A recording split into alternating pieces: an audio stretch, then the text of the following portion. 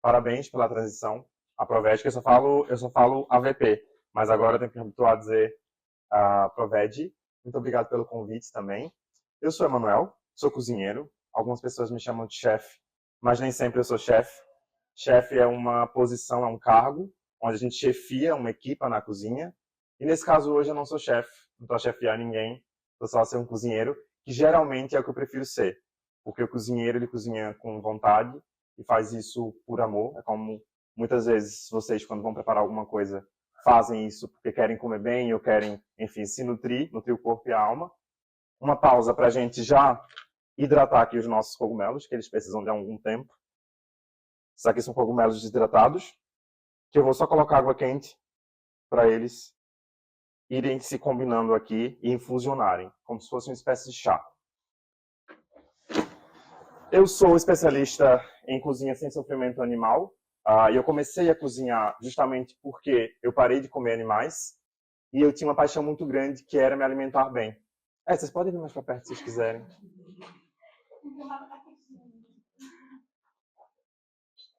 Então eu comecei justamente a cozinhar por conta do meu prazer em comer. E isso não mudou até hoje. Mas a minha vontade de perceber como é que a gente faz para combinar sabores, texturas e, por exemplo, não comendo animal, fazer receitas que lembram, que a gente tem aquela vontade de comer coisas que lembram o sabor, como é que eu conseguiria chegar nesses lugares. Então foi justamente essa... É o fogão, né, que está fazendo esse barulho. Foi justamente essa vontade de querer continuar a comer coisas suculentas, saborosas, que me fez aprender a cozinhar. E a cozinha vegetariana ou vegana não é salada. Eu carrego isso comigo e sempre falo para as pessoas que a comida vegetariana e vegana ela é aborrecida quando as pessoas não sabem preparar. Porque dá para a gente fazer coisas incríveis, maravilhosas, sem a carne. E o que é que vocês fazem? Como é que vocês cozinham? Tudo menos o animal. Então, a gente tem aqui uma infinita e vasta possibilidade de trabalhar coisas boas. Nós vamos fazer hoje uma massa que é uma massa muito afetiva para mim. E eu também carrego comigo essa ideia de cozinhar comida de verdade. Tento, ao máximo, não utilizar produtos ultraprocessados. Tento fazer de base todos os meus caldos, molhos, porque isso muda completamente o sabor. Então, esse é o primeiro fato que a gente tem que pensar muito bem. E adoro comida afetiva. O que quer dizer comida afetiva? Quer dizer comfort food em inglês, que acho que muita gente já ouviu esse termo, mas quer dizer que é aquela comida que a gente come e aquela comida nos abraça. É tipo a comida da avó, da mãe, que leva a gente para outro lugar. Então essa receita, especialmente, é uma memória afetiva que eu tive em 2000 e... Joana, me ajuda. Quando é que eu fui para o Brasil fazer o Masterchef? Eu fiz o Masterchef do Brasil, em detalhe. 2021, se calhar. Então, essa memória é de 2000. Eu, quando trabalhava aqui no Porto, trabalhava 4 anos numa empresa e tive um burnoutzinho básico e decidi viajar. Fiquei um tempo na Inglaterra e depois passei um tempo na Ligúria, que é uma região da Itália, que é a região da trufa. Eles produzem muita trufa. E eu fiquei lá um tempo, fiquei acho que 18 dias, e eu conheci um restaurante muito simples que tinha essa pasta. Era o único prato que eu podia comer no cardápio deles, que é uma pasta basicamente com... Lá era um rigatone, aqui não vai ser exatamente rigatone, é outro tipo de massa hoje, mas tem as rigas, que para vocês perceberem, riga em italiano são riscos. Então, a gente sempre seleciona, por exemplo, quando a gente faz uma pasta que tem molho, aí vocês podem vir aqui para perto agora para vocês verem isso aqui, ou podem passar entre vocês. A gente precisa ter essas rigas, esses riscos, porque isso faz com que o molho agregue muito mais rápido e mais fácil a massa. Então é por isso justamente que a gente vai usar, eu uso geralmente o penne rigatoni, que ele é um pouco maior, e aí o cogumelo, como eu corto ele assim, nessa espessura, ele entra dentro da massa, então quando você come tem aquela explosão. Aqui nesse caso vai ter algo muito parecido, porque a gente tem as rigas da massa. Então essa memória eu tenho da Itália, de 2020, onde eu conheci uma senhora muito chata, uma senhora italiana muito chata, que eu ficava para dizer, dá para fazer um ragu sem isso, com aquilo? Ela, não. Dá para fazer esse aqui sem o queijo por cima? Não, é assim. E aí foi ela que me ensinou essa pasta, foi a única coisa. Depois de 3 dias comendo no mesmo restaurante, ela me ensinou a fazer essa pasta. Não me ensinou, né? Ela me disse mais ou menos como era, e hoje nós vamos fazer isso juntos. Para começar, É muito importante dentro da organização da cozinha a gente ter um espaço para guardar lixo, restos, aparas. Isso ajuda muito a gente na organização da cozinha. É muito importante ter uma faca boa. E como é que a gente escolhe uma faca boa? É muito conhecendo o nosso estilo de cozinha. Por exemplo, eu não cozinho carne. Então, eu não preciso, por exemplo, de uma faca para desossar animal, porque eu não faço. Geralmente, se você vai ter uma faca, eu indico ter essa faca, que é a faca de legumes. Eu, particularmente, gosto que tenha um peso aqui, porque eu gosto de trabalhar com essa estrutura de peso. Talvez vocês não gostem. Então, eu sempre indico uma boa faca de legumes, ter um amolador, porque faca que não está afiada é um desastre. Inclusive, a gente vai começar agora a cortar aqui a cebola, para a gente já ter esse mise en place, essa preparação já organizada. Ela está congelada, não tem problema nenhum. Acho que ficou aqui perto da parte mais fria. Mas por que a gente chora quando a gente corta a cebola? Alguém tem aqui alguma sugestão? Então, tem gente também que fala que pode rezar um Pai Nosso. Bem, existem muitas coisas relacionadas a essa questão, mas basicamente a cebola, gente, é água. E essa água, junto com o que a Joana falou, ela libera um líquido que faz a gente chorar naturalmente. Só que se a gente não tem uma faca afiada, pode acontecer o quê? Calma.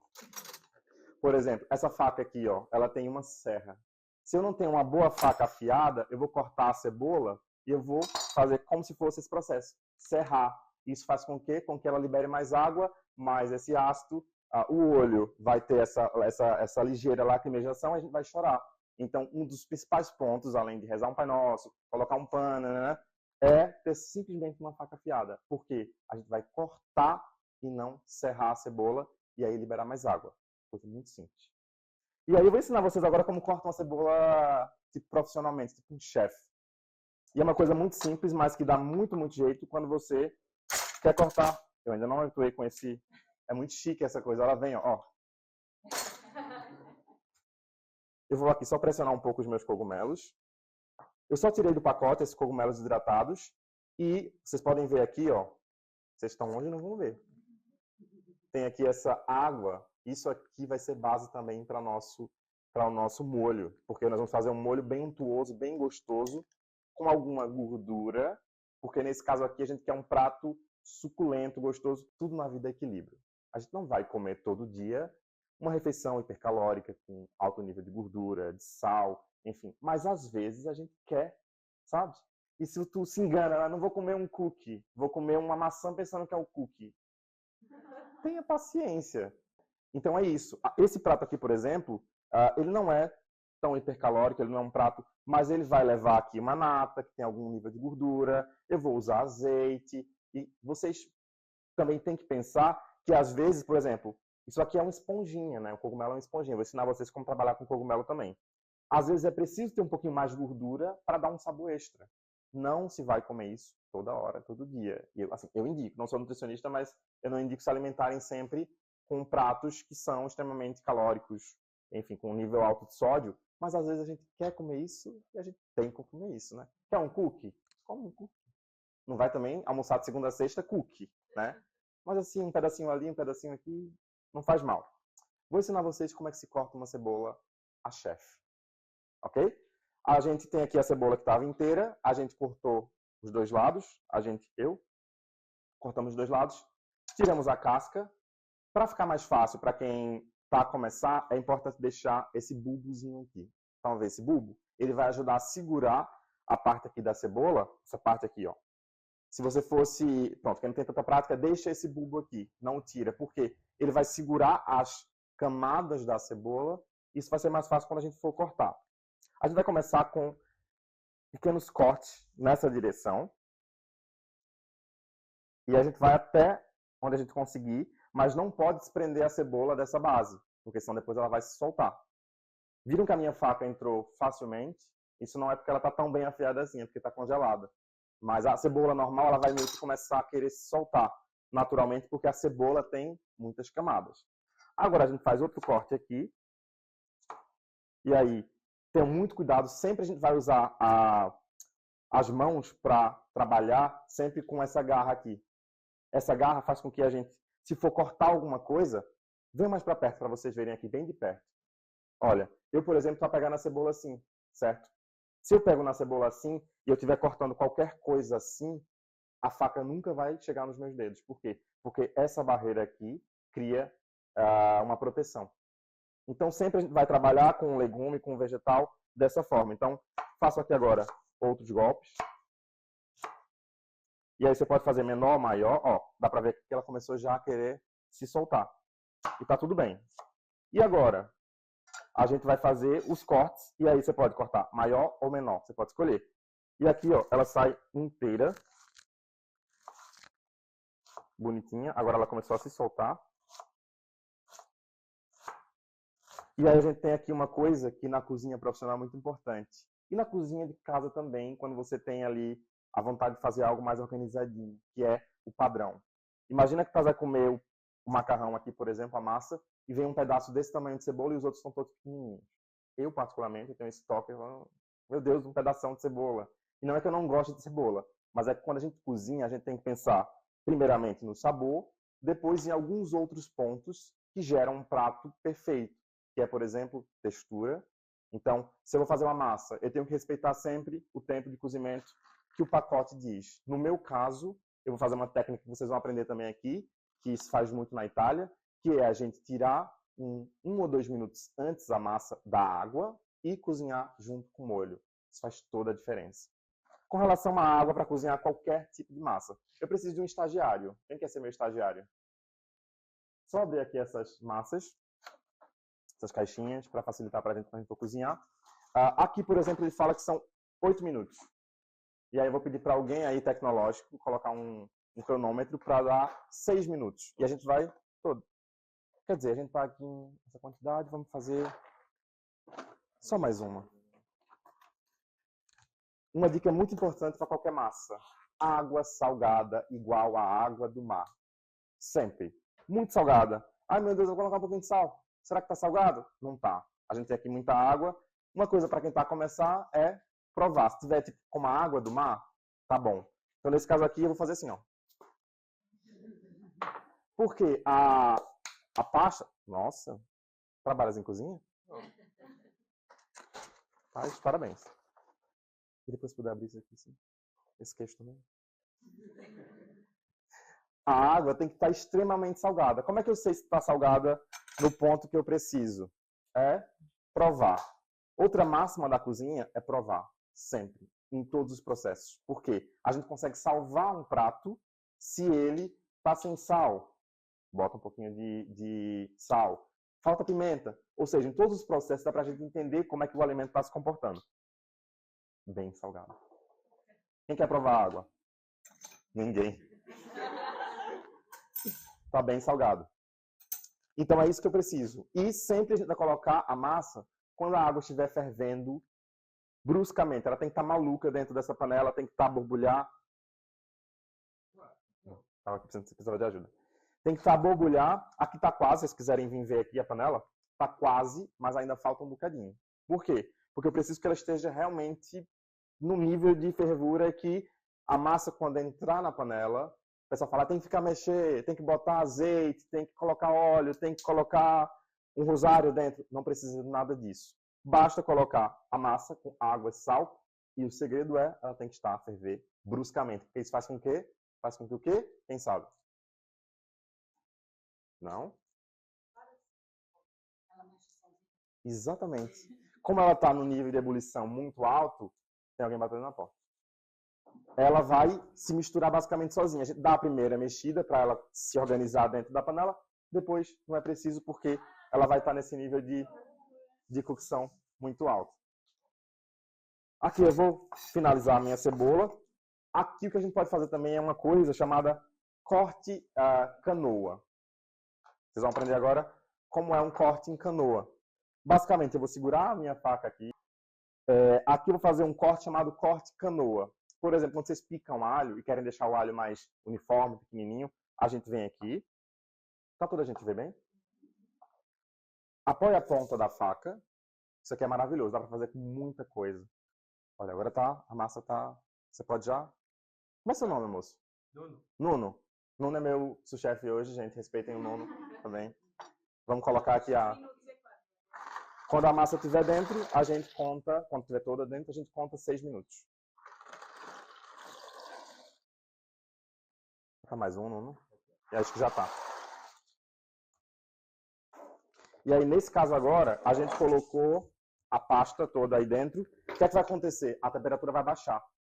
Então, estava quente, vai baixar. Então, não coloquem demasiada massa junta, porque a gente precisa de espaço. Por exemplo, tem mais uma caixa aqui, não vou colocar, porque eu vi que essa panela e a quantidade de pessoas vai dar. É uma degustação. E não coloquem demasiada pasta. Olha o Lucas ali nervoso. Não coloquem e não colocar a tampa também. Por quê? Nesse caso aqui, a gente precisa que o vapor saia, que a panela faça o trabalho dela junto com a água. Se a gente coloca uma tampa, a pasta, qualquer que seja ela, vai ter amido. E o amido, se a gente colocar a tampa e abafar isso aqui, vai fazer com que elas se grudem. Então a gente não quer isso. Inclusive, uma dica muito boa e muito usual é utilizar a água do cozimento da massa, que talvez eu faça isso aqui hoje se precisar emulsificar, como a Joana falou, um pouco mais. Talvez eu utilize a própria água da massa para alongar o meu molho. Por quê? Porque ele tem amido. E se tem amido, faz com que fique cremoso.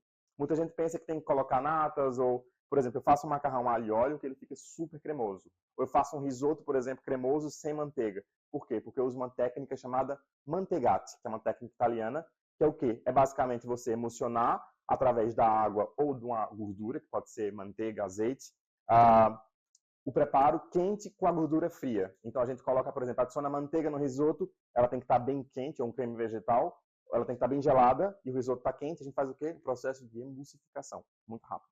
Nesse caso poderia ser azeite também. Agora eu vou fazer o corte canoa para vocês verem, que é basicamente, segurei aqui a faca, e sempre que vocês estão trabalhando com faca, se vocês não têm tanta prática, vão sempre com muita calma. O corte canoa é, segurou aqui, e a gente vai aqui, ó. O que até que eu vou fazer aqui? Eu vou picar ainda um pouco mais. E aí, como é que faz para voltar? Voltou. Isso aqui não sai do lugar. O que sai é a minha mão e vai para trás. Outra vez para frente. Isso funciona muito bem com alho. Quando você quer picar alho, quer deixar ele bem uniforme, bem picadinho, dá para fazer dessa forma. Aqui eu já tenho cebola suficiente, porque a massa não vai levar tanta cebola assim. E aí, tá rolando aí o bicho, não tá? Boa. O que é que eu vou fazer? Ah, isso aqui tinha sido... Não. O que é que eu vou fazer agora? Eu vou só ver como é que está a minha massa. Por quê? Quando a gente cozinha, é muito importante que a gente esteja presente nesse espaço, na cozinha. A gente começa a sentir os aromas. A gente começa a ver, por exemplo, nossa, olha a forma desse cogumelo. É diferente, né? A gente sabe que cada coisa tem uma forma, cada ingrediente tem um sabor, tem um cheiro. Então, a cozinha é um pouco de alquimia. Eu brinco muito que é quase uma bruxaria. Você juntar várias coisas e dá certo. Ontem eu estava na Plants e eu fiz uma coisa lá, um teste, a gente vai lançar um cardápio renovado, e eu provei um prato e falei, isso não tá bom. E aí eu olhei para uma cebola, ela brilhou assim para mim e falei, cebola roxa assada com grãos de erva doce e páprica. Aí eu pensei isso, coloquei no forno, 5 minutos, ficou incrível. Eu falei, caraca, é isso, é atenção plena ao lugar que a gente tá e às coisas que a gente tá fazendo. Isso não serve só para cozinha, serve para vida. Sempre atenção plena. Nesse caso, olha, eu acho que já está quase bom. Como é que eu vou saber? Provar. Tá duro, ó. Vocês podem ver aqui, ó. Ainda não corta. Eu quero servir uma pasta al dente. Eu levei a minha mãe agora, fui para a Itália, levei a minha mãe para ir um dos meus restaurantes favoritos. E aí lá, eles são conhecidos no Michelin por uma massa carbonara. Eu levei a minha mãe super feliz. Restaurante chiquíssimo, assim. Ela comeu a primeira colher e falou, ih, macarrão duro, não gosto. E até eu explicar a minha mãe, pô, tá bom, mas pede outra coisa aí, tá tudo bem. Mas eu fiquei tipo, nossa, eu fui tão empolgado, assim, né, com o restaurante favorito da vida. Não, massa dura, não gostei. Eu já sinto que ele tá mais próximo do que eu quero. Foi? Eu vou deixar 1 minuto a mais. Calor residual. Isso é uma coisa importante. Exatamente. A gente não respeitou o tempo do cozimento da embalagem, né? Isso é bom. E a diferença de colocar muito sal na massa é que eu não preciso fazer um molho extremamente salgado. Porque a massa precisa também sair salgado. Tipo assim, não é uma coisa de compensar ali, compensar aqui. Todos os processos têm que ser temperados. Vou tirar agora. O meu sous-chefe vai segurar a peneira. Com muito cuidado, que isso aqui está quente, viu? E eu vou tirar um pouco da água, mas não toda. Se vocês pudessem ver aqui, dá para ver a água completamente amarela. Isso quer dizer o quê? Nossa, fiquei embaciado. Quer dizer que o amido está todo ali. Tirei do calor residual, aquilo ali vai estar quente ainda. E a minha massa está aqui. Não está pronta ainda. Está um pouco ainda resistente à mastigação, mas é isso que eu quero. Por quê? Porque a gente vai fazer um molho agora. Já, esse negócio apita muito. Meu sonho sempre é ter fogo, mas quase nunca tem. E aqui está quase pronto, mas ainda preciso que essa massa cozinhe aqui dentro. Agora a gente vai passar para outro passo, que é os cogumelos. Uma coisa muito importante... palmas para o meu auxiliar de cozinha. Uma coisa muito importante para a gente trabalhar com cogumelos é perceber qual tipo de cogumelo é adequado para cada receita. Uma das coisas importantes na comida vegetariana e vegana para que ela não seja aborrecida é textura. Sempre. A gente naturalmente tem aqui a arcada dentária, a gente tem esses caninos, porque a gente meio que cresceu e nasceu com a ideia de mastigar. Então tudo que a gente mastiga, que tem textura, que tem croque, é mais interessante. E não é só pelo fato de ter mais sabor. É pelo fato de ter mais complexidade. A gente gosta de uma comida que tenha uma textura mais soft, depois tem um sal, depois tem uma pimenta. Aí você morde uma coisa que tem resistência.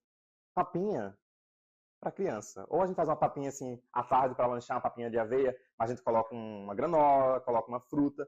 Por quê? É interessante ter mastigação. É confortável mastigar. Então, aqui, por exemplo, a gente vai usar 2 cogumelos. Vamos utilizar o cogumelo portobello, porque ele vai ter um sabor ligeiramente mais neutro e ele é mais soft na mastigação. Aqui a gente tem o shiitake, que é o meu cogumelo favorito para a maioria das receitas que eu faço substituição. Por quê? O shiitake vai ter textura. Uma coisa extremamente importante quando a gente trabalha com cogumelos é nunca, ouçam isso, nunca, jamais se lava o cogumelo. Quem lavava cogumelo? Quem lava cogumelo aqui? Nunca. Exato. E assim, não é que não pode. Não é que não pode. Na cozinha não existe nada que não possa. E tudo que eu estou explicando aqui vem através da minha vivência e do que eu acredito como cozinha. Talvez um outro chefe pense de outra forma, talvez outro cozinheiro fale, não é assim, a massa tem que cozinhar aos 8 minutos. Mas eu acredito nesse estilo de cozinha. Eu estou vendo aqui a minha massa, o que eu vou fazer? Como ela está bem quente, vou colocar um pouco de água fria. Para quê? Parar o cozimento. Olha, tá todo mundo aqui. Tá todo mundo afiado. Boa. Estava preocupado com isso. Agora, imagina, isso é importante vocês perceberem na cozinha, que a gente tem que perceber um pouco do que está a fazer e tentar entender o processo para ver, por exemplo, eu deixei aqui, mas está calor, a panela está quente, tem um pouco de água quente no fundo. Qual é a técnica que eu posso utilizar? Qual a ferramenta que eu posso utilizar para fazer com que essa massa não passe do ponto, lembrando que eu vou finalizar ela no molho. Parar a cocção. Água fria. E aí eu vou até ver aqui qual está a temperatura da água. Sempre, tudo que a gente consegue colocar aqui, nessa parte da mão, é um calor aceitável. No meu caso, eu aguentei porque, pronto, a minha mão já está calejada. Mas, para uma pessoa normal, ainda está um pouquinho quente. Agora está perfeito. Então, com relação ao cogumelo, nunca se lava o cogumelo. A gente pode pensar no cogumelo como uma esponja. Quando a gente molha uma esponja, ela faz o quê? Ela absorve a água. O cogumelo é a mesma coisa. É uma estrutura esponjosa. Vou cortar aqui para vocês perceberem melhor o que eu estou a dizer. Isso aqui, quando a gente molha, absorve água. E eu, por exemplo, utilizo uma técnica que eu vou ensinar para vocês. Estou dando tudo que eu tenho para vocês hoje. E eu acho que é ótimo partilhar conhecimento. Tudo que eu aprendi, eu gosto de compartilhar, porque eu acredito que o conhecimento ele é vivo, mutável. Então, as pessoas até, às vezes, aperfeiçoam uma coisa que eu aprendi. Muito do que eu sei, eu aprendi no restaurante que eu trabalhei no Brasil, que é o Mani, que é um restaurante que talvez seja o melhor do Brasil durante muitos anos, até hoje. Tem uma estrela Michelin. A chefe foi eleita 2 vezes melhor chefe do mundo. Então, assim, é um lugar de muito aprendizado.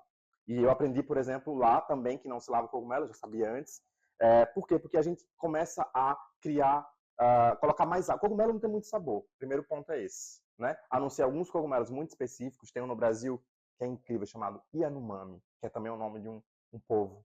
É um cogumelo surreal, que tem muito sabor. Por exemplo, diferente desse que não comendo cru, que também dá para comer cru, não tem tanto sabor assim. A gente agrega sabor. Não é tipo tofu, mas está ali primo do tofu. Então, se a gente molha ele, a gente vai ter que desidratar depois. Por quê? Porque para fritar, todo mundo já deve ter usado cogumelo aqui, ele solta uma água. Então, imagina, se ele já tem tanta água, por que eu vou lavar e botar mais água dentro dele? Ou seja, a gente vai fazer com que ele fique meio que mais aguado ainda. O que faz quando a gente está com um cogumelo sujo, né? Que tem alguma terra, que tem algumas coisas que a gente não quer. A gente pega. Foi isso que eu fiz antes de vocês chegarem. Pega um papel, um guardanapo ou um pano e a gente limpa. Só isso. Nada de colocar água. E aí eu gosto que vocês façam um teste em casa. Façam um cogumelo. E eu faço isso, tá? Quando me ensinam as coisas, eu falo, não, mas não é assim. Façam um teste. Eu sempre fui assim. Eu digo, não pode fazer? Tá bom, deixa eu ver. Aí eu testo. Aí se a pessoa foi muito grossa comigo, né? Fala assim, não pode. Aí eu falo, mas eu molho porque pra mim dá certo. Mesmo sabendo que não deu certo, mas o meu orgulho fala, não, mas eu molho porque pra mim dá certo assim, molhando. Mas façam um teste. A gente precisa de B12, né? Então, o primeiro ponto é esse do cogumelo, é não lavá-lo. Depois, se a gente vai trabalhar com cogumelo, por exemplo, o shiitake, o shimeji e shiitake, diferente do portobello e do cogumelo marrom, ele não tem tanta água. O que é que vai acontecer? Vai ser preciso, para trabalhar com ele, um pouco mais de gordura. Então, a gente vai trabalhar com um pouco de azeite. Essa frigideira é bem antiaderente?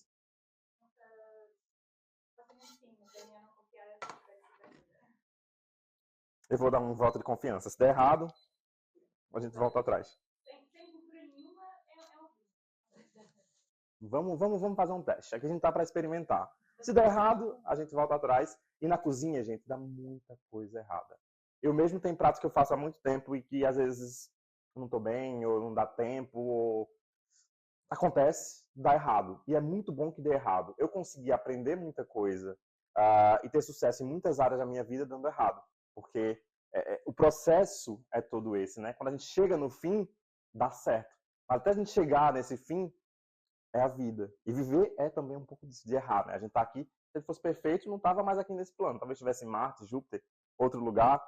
Mas é normal dar errado. Às vezes você vai fazer, perder um tempo, dinheiro, você vai provar, você fala, meu Deus, o que é isso? O que é que eu fiz aqui? Será que caiu o detergente da louça sem querer? Pode acontecer também.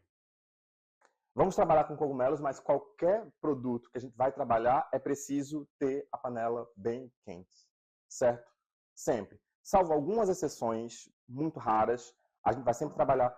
Se vocês quiserem, não sei se pode botar as cadeirinhas aqui. Voltando, a gente vai começar agora a trabalhar os nossos cogumelos. E é muito importante, como eu disse, em quase todos os processos da cozinha, a gente trabalhar com a panela quente. Por quê? Se a gente vai cozinhar, precisamos de calor, certo? Então, quando a gente coloca, por exemplo, um cogumelo na panela fria, e aí ele vai começar a cozinhar, vai começar a aquecer, a gente vai fazer o quê? Um processo de cozimento. Existem várias técnicas de fogo, a utilização do fogo dentro da cozinha. Existe saltear, que é quando a gente, por exemplo, se fôssemos saltear, era um fio de azeite com a panela quente, jogávamos os cogumelos e faríamos um processo de saltear, baixo tempo de cozimento. Saltear é quase uma coisa muito rápida para fazer o quê? Fazer com que o azeite, os ingredientes se misturem, no máximo 3, 4 minutos. Aqui eu vou fritar os cogumelos. Eu quero que eles mudem de textura, eu quero que eles agreguem alguns sabores. Então, eu preciso começar com a panela bem quente. O portobello é maior do que o nosso shiitake, o shiitake está laminado. Isso quer dizer o quê? Que esse precisa de menos tempo de cocção do que esse. Então, a gente tem sempre que entender o que é que precisa cozinhar mais tempo. Quando é que eu sei que a panela está realmente quente? Existe um teste que é, você coloca a sua mão aqui, e se o calor estiver insuportável e você não conseguir segurar, eu no meu caso não conta muito, porque já tenho resistência ao calor, mas se você coloca a mão aqui e fala, tá quente, vem cá tu. Como é teu nome? Liana. Coloca a mão aqui e vê se tá quente. Tá vendo? A Liliana tá... Pra mim, como já estou habituado, eu consigo ainda ter alguma resistência. Quer vir botar a mão, Lucas? Não? Você ficou assim. Ah, não, peraí, também. Não encostem a mão, tá? Quem tá de longe, o teste são 5 segundos. 5 segundos. 1, 2, 3, tá quente. Tira. Já pode começar a cozinhar. Inclusive tá quente até demais agora, porque eu deixei mais tempo. Eu vou começar a trabalhar com o meu portobello. Eu vou só laminar ele aqui. E esse portobello vai ser um detalhe no nosso prato. Por quê? Porque eu gosto de comer comida bonita. E também, claro, vai ter algum sabor aqui. Então eu vou cortar esse cogumelo. E eu vou fazer uma coisa... Você quis usar a faca, não foi? Quando foi o queijo? Delicioso. Eu pedi ao celeiro, que está nos patrocinando hoje, esse queijo que quis sempre provar, mas ele é caro. Aí a gente vai provar ele hoje aqui juntos, que é um queijo vegano com trufa. Eu já comi aqui um pouquinho que você deixou na faca. Delicioso. Eu vou só lavar, porque isso é tique de cozinha profissional. A gente não pode ter nenhum tipo de contato de um ingrediente para outro para não dar infecção cruzada, mesmo sendo o mesmo prato. É, uma contaminação cruzada. E aí, isso aqui eu vou tirar porque eu tenho um tique de cozinha profissional, mas não precisa tirar, você está fazendo isso em casa. E aqui eu vou fazer um detalhe, fazer um desenho, para o nosso cogumelo ficar bonito. Fazer aqui golpes na horizontal, depois na vertical. Isso é um detalhe. Quando eu finalizar esse cogumelo e for temperar e for agregar sabor nele, ele vai pegar muito mais fácil. Por quê? Porque ele tá aqui, tem essas risquinhas, isso vai ficar muito mais gostoso também. Então a gente faz aqui muito rapidamente. Esse aqui seria o cogumelo para finalizar o nosso prato. E aí, como eu vou fazer um pratão grande para todo mundo, eu vou jogar ele por cima para a gente comer em conjunto.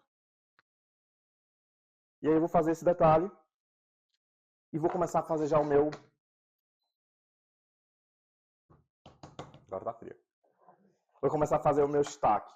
Vou finalizar aqui mais algumas lâminas. E vejam como eu pego no cogumelo e vejam como eu corto. Vocês conseguem ver? Olha, tipo, eu posso não olhar e eu não vou me cortar. Claro, porque eu tenho prática, mas depois, porque eu faço a técnica do dedinho. A gente brinca da garra de tigre, que é você sempre pegar o produto com muito cuidado e colocar a mãozinha aqui. Quando eu colocar a mãozinha aqui, eu vou criar essa barreira. Então é impossível me cortar. E na cozinha profissional, quando a gente trabalha com alguma pressão, não sei se vocês já viram aqui The Bear, aquela série. Então é muito real aquilo ali. Então você fica meio que nervoso, tem que fazer 50 coisas, fala, meu Deus, vai, corre. Aí você não consegue muito olhar sempre para aqui. Então você vai com essa técnica e você consegue fazer outras coisas ao mesmo tempo que você corta um legume ou um vegetal. Aqui eu vou começar a fazer aquele teste que eu falei para vocês, que é se a frigideira for bem antiaderente, a gente vai saber agora. A gente vai colocar aqui alguns cogumelos, que eu cortei agora. E eu vou fazer um processo de desidratação, que é o quê? Ele vai aquecer, ou seja, aqui eu estou usando a frigideira quente, então assim, não precisa cozinhar. Eu vou jogar o cogumelo, estou achando que vai dar certo, estou confiando. E aqui a gente vai jogar esse cogumelo, se não der certo a gente joga azeite depois, tem como corrigir. E ele vai soltar água, ele vai primeiro dar uma cozida, vai acrescentar aqui, a temperatura vai fazer com que ele solte a água, e aí eu quero que essa água vá embora, porque essa água não tem tanto sabor assim. Aí depois eu vou fazer o quê? Eu vou começar a agregar sabores no cogumelo já sem aquela água. Por quê? Porque eu quero criar aqui outras camadas de sabores. Então a gente vai adicionar o cogumelo sem nada. Eu não coloquei azeite, eu não coloquei sal. Eu quero aqui fazer um processo quase de desidratação. Vamos colocar só ele aqui. Estou super confiante. A panela vai nos ajudar. E aí não sei se vocês viram que eu tirei o talo do cogumelo. Nesse caso aqui, esse talo, ele também é comestível, só que assim, eu teria que passar muito mais tempo limpando um por um, porque, enfim, tem que fazer aqui uma limpeza. Nesse caso aqui eu faria o quê? Eu usaria isso aqui, tanto isso quanto a casca da cebola, o bulbo da cebola, para um caldo maravilhoso de legumes. Juntando tudo isso aqui com um pouco de cebola cortada, casca de cebola, casca de alho francês, louro, tomilho. Você cria um caldo de legumes incrível e a cebola, a casca da cebola vai ajudar a dar cor no seu caldo. Então fica incrível. Se vocês tiverem talos de cogumelo em casa e casca de legume, façam isso. Isso fica maravilhoso. Não vai grudar. Pronto. Aqui, como eu falei para vocês, eu vou trabalhar a desidratação desses cogumelos. Cheque na nossa massa. Tá tudo bem. Vou colocar esse restinho aqui pra gente não estragar. E eu vou utilizar essa boca aqui para fazer... Será que tá quente? Não tá. Eu vou colocar aqui quem descansa. Eu vi que vocês tinham descanso aqui. Vou colocar a nossa massa aqui. Essa panela não vai ser necessária porque essa quantidade de massa vai ser suficiente para todos nós. E eu vou começar a fazer aqui o outro cogumelo, que é o nosso portobello, com outra frigideira. Quem dessas duas é mais antiaderente?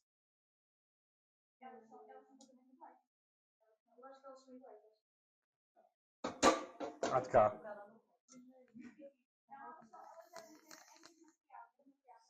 Vai dar certo. Eu tô sentindo um feeling muito bom nessas panelas.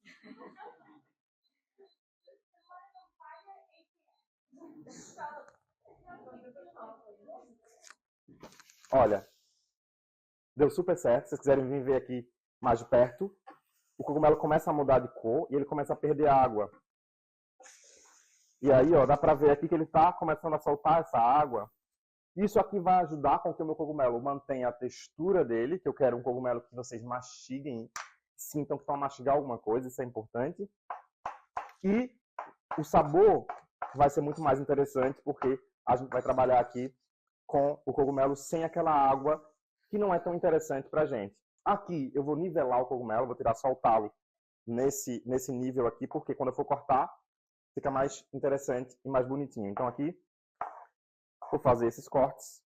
Esse aqui já está com o nosso desenho. Esse não tá, esse está, esse não tá. E aí eu vou nivelar o cogumelo. Isso aqui vai para caldo também, fica muito bom.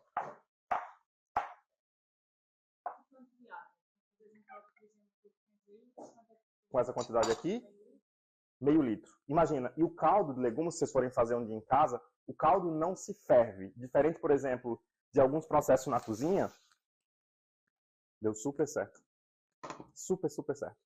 O caldo, diferente do caldo de sopas e coisas, a gente não cozinha. Aqui eu continuo a fazer esses riscos, essas risquinhas, porque eu acho que fica lindo. E também, não é só por ficar lindo, mas é porque fica gostoso. O tempero agrega muito mais rápido ao nosso cogumelo. Você consegue ver que não está aquele cogumelo esturricado. Tá dizendo isso? Eu estou no 7. E aí, uma ótima colocação, Joana, a temperatura. Aqui nesse caso, se eu quisesse só saltear o cogumelo, ele precisaria entrar em alta temperatura. Por quê? Saltear é o que? Você cozinhar a parte exterior, meio que tostar. Nesse caso, eu estou fritando ele com calma. Então aqui eu não posso ter uma temperatura muito alta. Já posso. Tá? Antes de mexer ele, você deixou ele paradinho. Paradinho, para ele brincar. Exatamente. Isso é uma boa colocação, Lucas. Porque às vezes a gente está cozinhando, a gente está com pressa. Aí você quer que você bota no 9. Vai. E tipo assim, o ingrediente, ele não está preocupado se você está com pressa. O ingrediente, cada ingrediente tem um tempo de cocção correto. Então, se você está com muita pressa, ou aperta um botão no telemóvel e pede um delivery, ou pede uma refeição pronta, que é 8 minutinhos no micro-ondas, já está na Plants, exatamente, ou come uma tosta. Come alguma coisa rápida, toma um shake de proteína, não sei. Toma alguma coisa rápida, porque cozinhar necessita de algum tempo. E claro, tem pratos, por exemplo, eu consigo fazer uma pasta em 5 minutos, 6 minutos. Uma pasta alho e óleo, super rápido. Mas, se eu estou querendo trabalhar com complexidade de sabores, se eu quero uma coisa com mais algum tempo de preparo, não dá para fazer nas pressas. Então, assim, não adianta colocar no 9 e achar que o cogumelo vai ficar pronto. Não vai. Aqui. Sempre importante nesse caso, eu estou distribuindo aqui. Imagina, a gente tem uma temperatura, uma placa que está colocando calor aqui embaixo da panela. Geralmente, esse tipo de panela aqui, ele não distribui tão uniformemente o calor, certo? Só aquelas panelas de ferro fundido, aí ele está todo quente. Nesse caso, eu misturo aqui, ó, só isso, para uniformizar aqui os cogumelos. Aqui, como eu tenho essas partes que não são tão lindas, eu vou fazer o quê? Eu vou colocar elas nessa mistura aqui. Porque eu quero só o que está lindo ali. Então, aqui o que eu vou fazer? Vou só dar aqui uns pequenos golpes. E vou adicionar aqui a nossa mistura. E é importante não fazer esse outro cogumelo tão grande, porque se esse já está pronto, não vai ter tempo de ficar tudo pronto. Então, a gente tem que cortar aqui numa espessura que seja muito próxima desse que já está cortado aqui, já está fritando aqui. Por quê? Senão, iam ter dois tempos de cocção, um ia ficar cru, outro ia ficar cozido. E não adianta colocar no 9. Agora, eu não sei se vocês não vão conseguir ver, mas aqui embaixo da panela, tá? Já quem quiser ver, pode levantar. Tá a grudar um pouco, tá a ver? E tá a criar aqui, ó, uma outra complexidade de sabor. Nunca tirem isso aqui para outro lugar e percam esse sabor que está sendo criado aqui no fundo. Isso gera no nosso resultado final uma complexidade de sabor muito, muito grande. Então, sempre que vocês puderem, esse vai funcionar também. Olha as panelas de Ikea estão a mandar bem. Sempre que vocês fizerem esse processo, não desperdicem essa parte de baixo, que isso aqui, gente, tem muito sabor. Agora, que eu já tenho aqui essa mistura de cogumelo já bem unificada, o que entrou agora está menor, ele vai facilitar o cozimento. Agora, eu tenho aqui um azeite com trufa. Todo mundo sabe o que é trufa aqui? Povo chique aqui, é tudo. Nesse caso aqui, a gente tem um azeite que está aromatizado com trufa. Diferente do azeite, é uma marca muito conhecida, que é uma ave que está no rótulo. E aí eles vendem um azeite muito mais caro, um azeite com trufa, só que é aroma de trufa. E aroma de trufa, gente, não tem nada a ver com trufa de verdade. Nada, mas assim, é uma disparidade absurda, porque o aroma de trufa, como em alguns alimentos ultraprocessados, eles vêm ali para mascarar um pouco a realidade do que, de fato, deveria estar ali. Então, nesse caso aqui, eu não estou fazendo publicidade dessa marca, mas vocês já viram, né? Essa marca tem um pouquinho de trufa aqui embaixo, mas assim, é um pouquinho, vocês conseguem ver? É um pouquinho mesmo. E isso custa R$ 4,99. Então, assim, é um pouquinho de nada. Vou dizer para vocês, é 0,6, mas é a trufa de verdade. Diferente do outro azeite que tem um animal, uma ave na capa, lá é só aroma. Então, sempre que a gente puder, o preço é muito similar. Se vocês gostam desse tipo de sabor, optem por um que tem um pouquinho de realidade, de fato, do que é. Porque uma trufa seria bem, bem caro. Assim. Seria, por exemplo, uma trufa que aquela bolinha seria uns 49 euros. Então, aqui tem a para. Geralmente, eles pegam o que sobrou, o que não ficou bonito e jogam aqui. Ok? Tem aroma e a trufa ou só a trufa? Tem aroma... Então, aí esse aqui, por exemplo, tem 0,2 de aroma. Enquanto muito mais. O outro, ele não tem trufa e tem 1,9 de aroma. Aí fica um cheiro que nem é bom. Mas o aroma e a essência. Exato. Que são coisas completamente diferentes. Aqui, ele já mudou completamente. Estão a ver? O que é que eu vou fazer agora? Eu vou adicionar um pouco de gordura. E nesse caso, como eu quero aquela lembrança, lá eu comia a trufa de verdade, mas o prato era caro, lá na Ligúria. Eles ralavam na hora, assim, um negócio que mexe comigo. Nesse caso, a gente aqui vai reduzir um pouco o orçamento e vai usar esse azeite. Ao invés de usar o azeite normal, a gente vai usar esse azeite aqui. Isso é um azeite extra virgem com esse 0,6 de trufa, 99,2 de azeite extra virgem e 2% de aroma. Vou colocar aqui um pouco. Um pouco não foi tão pouco. Porque eu preciso... Imagina, eu preciso dessa gordura para criar, por exemplo, o resultado final. Então aqui, vocês já conseguem sentir algum cheiro, acredito eu. Vou adicionar sal. E, gente, sal sempre quando entra no que a gente tiver a cozinhar, quase tudo, acelera a cocção, em alguns casos, poucos casos, reduz o processo, mas desidrata. Então, por isso que eu já coloquei a gordura, porque eu quero que isso comece a conversar.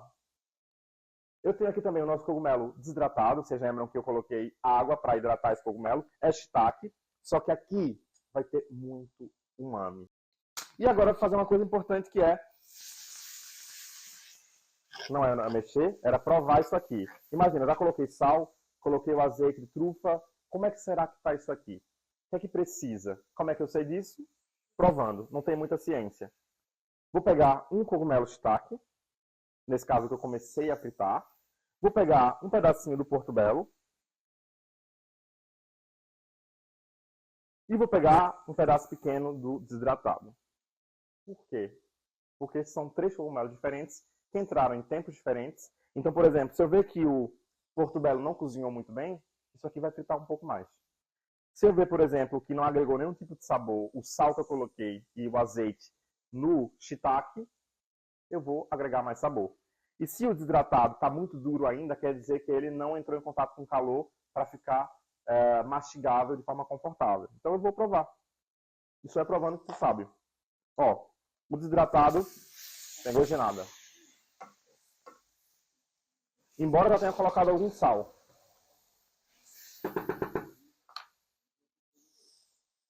Ele já está muito melhor. Que é o primeiro que entrou em contato com calor. E esse está ok. Continua aqui liberando água. Agora eu vou colocar uma coisa que é pimenta. Alguém sabe me explicar? Quem já fez o meu workshop não pode. Alguém sabe me explicar a diferença da pimenta branca para a pimenta preta? A diferença entre a pimenta branca e a pimenta preta é que a pimenta preta tem a capa e a branca está sem a capa. É só isso. É a mesma pimenta, uma com casca e outra sem.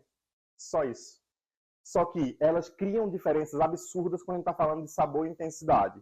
A pimenta branca, ela é utilizada na cozinha clássica para molhos que são claros. Por quê? Para não pigmentar o molho. Então, por exemplo, faço um salsa bechamel, um molho bechamel. Eu não posso, tecnicamente, a gente pode tudo na nossa cozinha, mas não se coloca a pimenta preta, porque a pimenta preta cria vários pontinhos pretos dentro do molho branco. Então, tecnicamente não se usa. A pimenta preta com a casca, ela é muito mais aromática. Ela tem muito mais aroma. E se vocês compram aquela pimenta preta, que é um pozinho, queria dizer para vocês que depois de aberto uma semana, aquilo é só pozinho. Só pó. Então vocês estão basicamente colocando ali um pozinho dentro da comida de vocês. Se vocês querem ter os benefícios, aroma, picância, textura, sabor da pimenta, ela tem que ser ralada na hora. Não adianta, não tem mágica, não tem segredo. Passa aí para as pessoas, para vocês sentirem o cheiro de uma pimenta fresca e moída na hora. É completamente diferente. Ou seja, se vocês compram pimenta já ralada, eu indicaria vocês investirem numa pimenta para ser ralada na hora, porque muda completamente. Eu aprendi isso muito na Itália, porque na Itália as pastas elas são finalizadas com pimenta. E a pimenta traz, além de um frescor, ou seja, parece que o prato está mais fresco, está mais vivo, tem também a questão da textura. Então, faz toda a diferença. Aqui, eu vou começar a vir... Nossa, olha isso. Não tem como questionar. Olha isso. Eu vou virar simplesmente ele, porque eu sinto que alguns já olha, estão bem bonitos. E depois eu vou pigmentar isso aqui com um pouco de molho de soja. E aí vai ficar mais bonito ainda. Então eu vou só virar aqui o nosso cogumelo. Esse aqui está quase pronto. Eu estou parecendo que estou fazendo vocês ficarem drogados, né? Tipo, cheira a pimenta. Cheira. Aqui. Uma coisa ruim das placas é que eu não posso tirar. Aqui já começa a ter alguma textura, alguma cor. Ele está caramelizado, ó. Já começa a ficar bonito, ó. Mas ainda não está pronto. Voltou. Agora eu vou entrar com a nossa cebola. E aqui, nesse caso, essa pasta não entra alho. Por quê? Uma coisa interessante que eu vou explicar para vocês agora. Algumas regiões da Itália, a gente associa muito... O que é que vocês associam à Itália? Vamos lá. A nível de ervas frescas, por exemplo. Então, isso é uma informação muito generalista do que é a Itália e do que são as regiões da Itália. Por exemplo, existe uma massa muito famosa, que é o penne alla arrabbiata, que não sei se vocês já comeram, é um penne bem picante, assim, um molho de tomate bem picante. E nessa região onde surgiu esse prato, é uma região mais árida. Então, por exemplo, o manjericão não nasce nessa região. E se nasce, são em épocas muito específicas. E na Itália se respeita muito a sazonalidade, como aqui em Portugal também. Então, por exemplo, em algumas regiões da Itália se usa muita salsa e não o manjericão como a gente conhece. Isso é importante quando a gente está cozinhando, e quem gosta de cozinhar, entender os conceitos e perceber um pouco de cultura, porque isso faz com que você não cometa erros conceituais. De, por exemplo, fazer um penne arrabbiata, ou um prato da região, por exemplo, da Ligúria, e meter um monte de manjericão. Porque nessa região, que é a região mais árida, não nasce e não se tem manjericão com frequência. Então é importante perceber a nível conceitual o que a gente está a preparar. Vamos chegar quase no final da receita. Agora eu vou colocar um pouco mais de pimenta, que eu achei que foi pouca. Quem não gosta de pimenta aqui? Ninguém vai dizer nada, né, agora? Eu vou agora começar a criar aqui alguma complexidade de sabor. E essa parte importante, porque eu quero que aqui, nesse momento, a gente crie a coisa do umami, certo? Aqui eu já tenho alguns cogumelos que estão bem tostados. Ou seja, eu vou ter aqui o tostado, defumado. Aqui eu tenho também, eu vou colocar também um pouco de nata vegetal. Essa nata tem um pouco de doçor, a gente tem um açúcar. Aqui nesse prato, por exemplo, a gente não vai ter tanto acidez. Mas eu vou usar uma coisa, que é um truque, que chega lá muito rápido, que é o molho de soja, que eu acho que muita gente que cozinha coisa vegana e vegetariana utiliza. Isso aqui é um condutor de sabor, tem muito sódio, naturalmente, ou seja, eu não trabalhei tanto sal aqui. Vocês viram que eu coloquei muito sal na massa, aqui eu coloquei um pouco, tá sem sal ainda.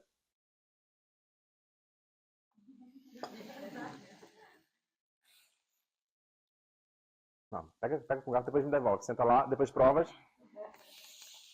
E vai ver que está sem sal. Por quê? Porque eu vou trabalhar com outros elementos aqui. Não está sem sal? Vê. Por quê? Porque eu vou trabalhar aqui com outros elementos para existir, não é uma compensação, mas é a palavra temperar, vem disso. Eu vou fazer um processo de tempero aqui.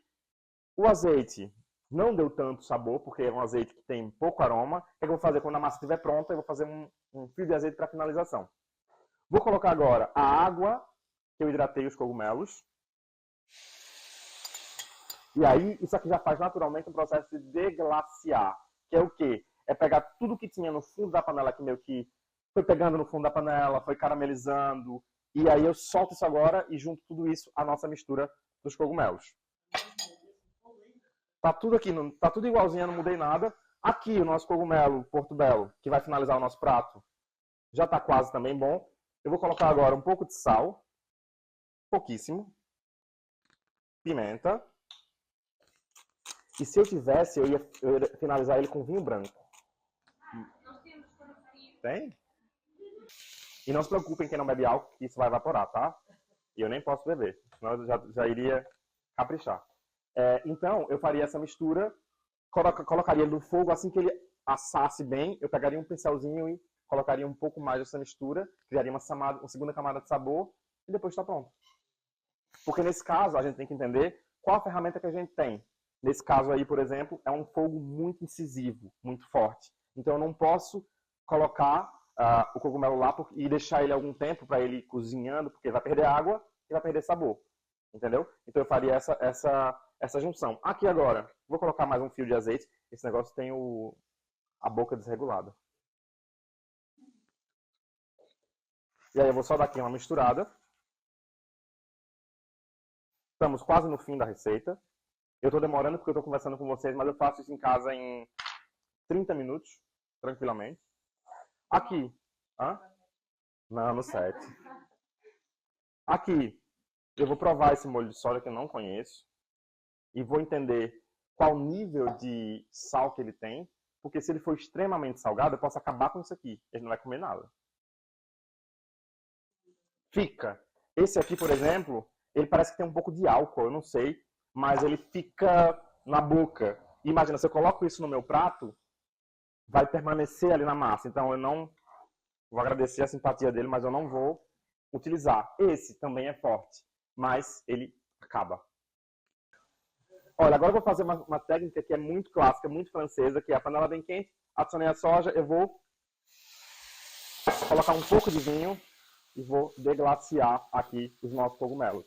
Esse vinho vai evaporar, foi uma talagadinha, nada demais, mas ele vai criar uma coisa que a gente precisa, que é o quê? O que é que o vinho branco tem, que às vezes é desconfortável? Melhor provadora deste país. Então, o vinho que tinha aqui, ele evaporou o álcool e eu coloquei um ponto de acidez, porque lembra que faltava? Lembra que para criar umami a gente tinha que ter esses pontos todos? Aqui não tem muita acidez nesse prato. O que eu faço geralmente é raspar limão, raspa de limão siciliano, amarelo aqui, para trazer algum tipo de complexidade. Nesse caso eu não tenho aqui, eu não fiz, não tem mal também. Nosso cogumelo está pronto.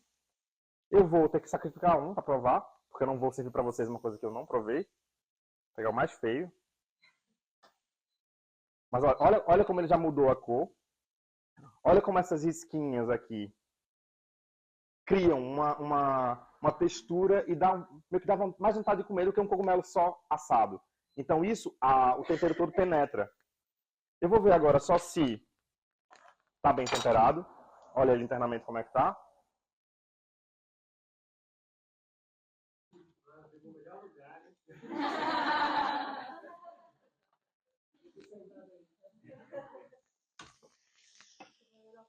Provador oficial. Então, tem acidez. Tem pimenta? Tem aroma de pimenta? Você consegue sentir na sua boca. Se você fizer uma coisa, isso é para todo mundo. Quando a gente está comendo, existe um furinho aqui em cima. E você, quando está comendo, você pode empurrar um pouquinho para cima. Isso faz com que a gente consiga sentir mais os aromas ou o que tem dentro de um prato. Porque a gente morde uma coisa e sente primeiro, sei lá, a temperatura. Sente a textura.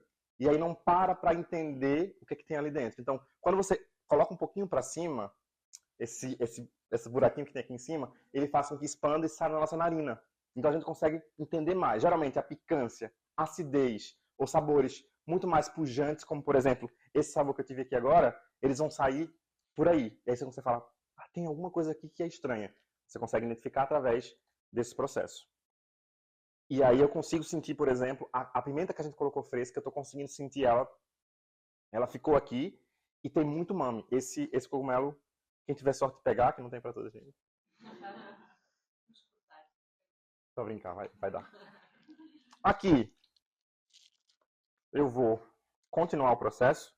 É só agora inserir as natas e eu vou só regular esse molho para saber se ele chegou aonde eu quero.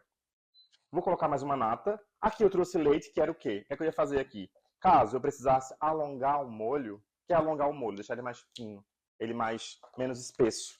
Eu poderia colocar um pouco de leite ou caldo de legumes que a gente faria com essas cascas e com o resto do cogumelo. Nesse caso não vai ser preciso.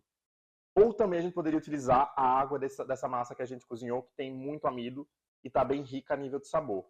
Aqui, eu preciso fazer com que isso cozinhe bem. Por quê? Porque a gente colocou gordura aqui agora, e se a gordura não se comunica com o resto do prato, vai ficar uma sensação de gordurosa na boca. E a gente não quer isso. Então, por isso, eu vou colocar agora no 8. Na verdade, já está no 8. E eu vou precisar só com que isso reduza um pouco. Eu vou pedir para a minha provadora oficial abrir um queijo daquele ralado ali, para a gente saber como é que ele é de sal. Precisamos saber se ele é muito salgado, se ele não é, porque a partir daí a gente vai colocar mais ou menos sal no nosso... Ela cheira, minha provadora oficial.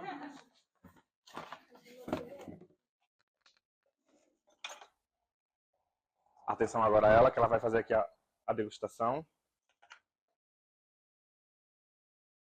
Salgado? Muito? Não? Vou provar o molho. Palmas para a minha degustadora oficial.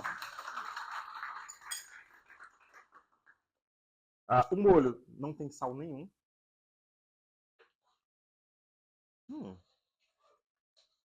Gostoso, né? O pessoal que não provou deve estar pensando, será que é mesmo? Olha, uma coisa que eu aprendi desde criança com a minha avó, eu sou de uma cidade muito pequena do interior de Pernambuco, no Brasil. E aí a coisa era tipo assim, vai comer, tem que dar para todo mundo comer e repetir. Essa é a ideia. Então, a ideia da fartura é primordial na cozinha, porque, obviamente, quando a gente tem condições de possibilitar isso, é muito gostoso poder comer e poder agregar pessoas. A comida, no meu caso, né, eu acredito, é um fator de agregar e é um fator de transformar também. O que a gente come é um ato político. Então, a gente é de fato o que a gente come, e se a gente tivesse noção do impacto que as nossas escolhas têm hoje, né, do que a gente come, coloca no prato, e não só o fato de comida vegana ou vegetariana, mas é em todas as nossas escolhas. É mais relevante ao Continente, que é um big mercado de retalho, ou ir no José da Esquina, que tem ali uma quitanda que tem produtos biológicos. Então, assim, é sobre escolhas. Então, o que a gente come define o futuro da nossa civilização. Talvez, sei lá, os nossos filhos ou netos não vão ter acesso, por exemplo, a uma maçã fresca colhida do pé. Talvez tenha outras tecnologias que criem uma maçã no futuro. Então, o que a gente escolhe hoje para colocar na nossa mesa e no nosso corpo é muito importante. Então, sempre pense nisso. Aqui, está acabando o processo. Boa. Vou provar.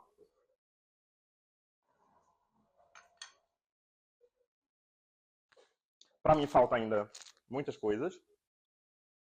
Esse queijo é muito bom. Esse queijo tem um ótimo sabor. O que é que eu vou fazer com ele? Eu vou colocar um pouco dele na nossa massa. Mas tá um pouco sem sal, não tá? Minimalista. Amei. Vou misturar aqui. Vocês viram que eu misturei um pouco desse queijo. E aí vou colocar um pouco em cima também, porque ele tá tão gostoso.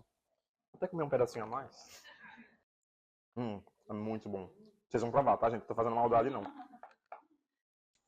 Agora, coloquei um pouco mais de soja, porque eu achei que falta aqui um pouco de sal, como a minha provadora oficial disse. Tava minimalista. Vou servir nessa travessa grande. Agora, como a gente come também com os olhos, vou colocar um pouco de salsa. E nessa receita é salsa, não é manjericão. E também não combinaria nada manjericão aqui, porque a gente tá falando aqui de sabores muito... Já agora eu vou colocar um pouquinho dessa levedura para juntar aqui dentro já e se agregar com os outros sabores. Viram que eu coloquei bem pouco, porque eu tenho que entender como é que tá o sal disso aqui. E é muito importante a gente ir criando sabores e acrescentando sal e provando, porque para tirar o sal depois. Coloquei a salsa aqui. Agora, quero saber onde é que estão os nossos pratinhos. Vou provar mais uma vez. E é muito importante provar, como eu disse para vocês, porque a gente entende o que é que se formou aqui, o que é que se criou. Como a gente tem líquido, tem molho, eu vou pegar do fundo para provar. E olha como tá bonito já, né? A nossa massa, ela poderia cozinhar um pouco menos, na minha opinião.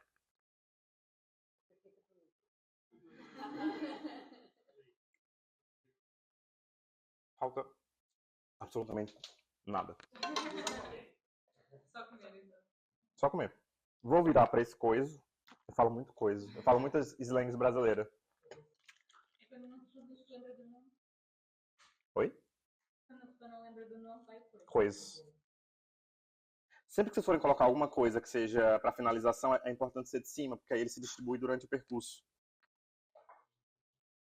Você não pode colocar assim que aí ele cai todo aqui. A gente colocando de cima, ele se unifica melhor. E tá pronto. Muito obrigado pela paciência de vocês. E agora é a melhor hora, na minha opinião.